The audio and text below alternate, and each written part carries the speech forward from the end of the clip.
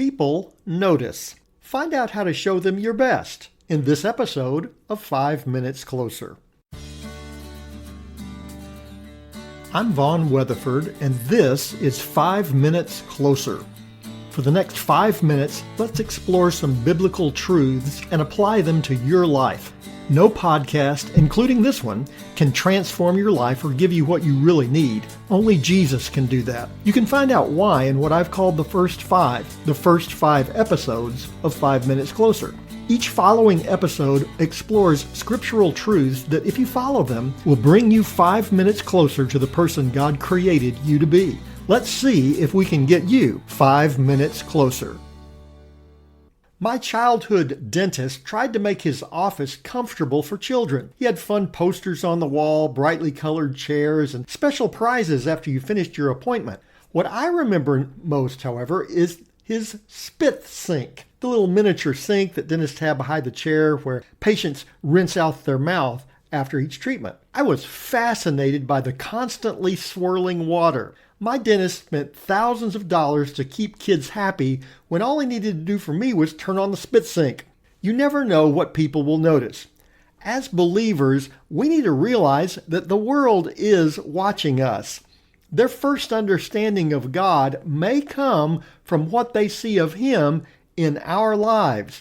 That was the case for Joseph. Faced with numerous challenges, Joseph sought to live for the Lord. People noticed, including one Egyptian ruler. We pick up the story in Genesis chapter 41, verse 37. There the Bible says, "This proposal pleased Pharaoh and all his servants. And Pharaoh said to his servants, 'Can we find a man like this, in whom is the Spirit of God?'" People will notice when you live for God. Genesis tells Joseph's story. Sold into slavery by his brothers, he eventually winds up in prison after a false accusation from the wife of his master. In prison, Joseph continues to trust God. Through the Lord's intervention, Joseph correctly interprets the dreams of two fellow inmates, one of whom was released and went on to serve in the house of Pharaoh. Years later, the Pharaoh had trouble interpreting a dream, and none of his wise men could interpret it as well. His servant remembered Joseph. The Pharaoh brought Joseph to his court, and God interpreted the dream through Joseph. A dream meaning that Egypt would have 7 fruitful years, followed by 7 years of famine. Joseph explained that the Pharaoh could use the 7 fruitful years to prepare for the years of famine by storing up grain. Joseph did what God led him to do.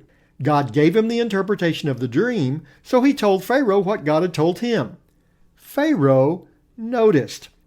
In verse 39, the Bible says, "Then the Pharaoh said to Joseph, 'Since God has shown you all this, there is none so discerning and wise as you. You shall be over my house, and all my people shall order themselves as you command. Only as regards the throne will I be greater than you.'" Joseph goes from a falsely imprisoned slave to second in command over all of Egypt. That's amazing, but not the most amazing part of this story. The most important part is realizing that Pharaoh, a man who would have seen himself as a god, acknowledges that the true God is working in Joseph's life. People notice how you live.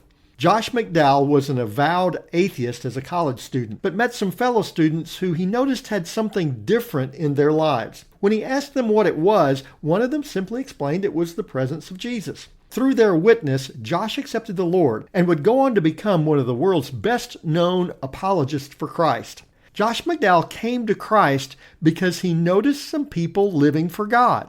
There was something different about them that he could not ignore. People notice when you live for God. You may not be aware that they notice. They might even act as if they don't.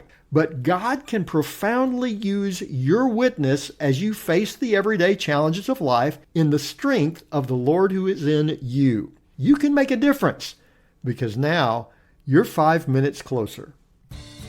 My prayer is that these 5 minutes have challenged you, inspired you, and caused you to consider applying God's message for your life from His Word. To find out more, visit our website at 5minutescloser.com. Join me next time to see if we can get you 5 minutes closer.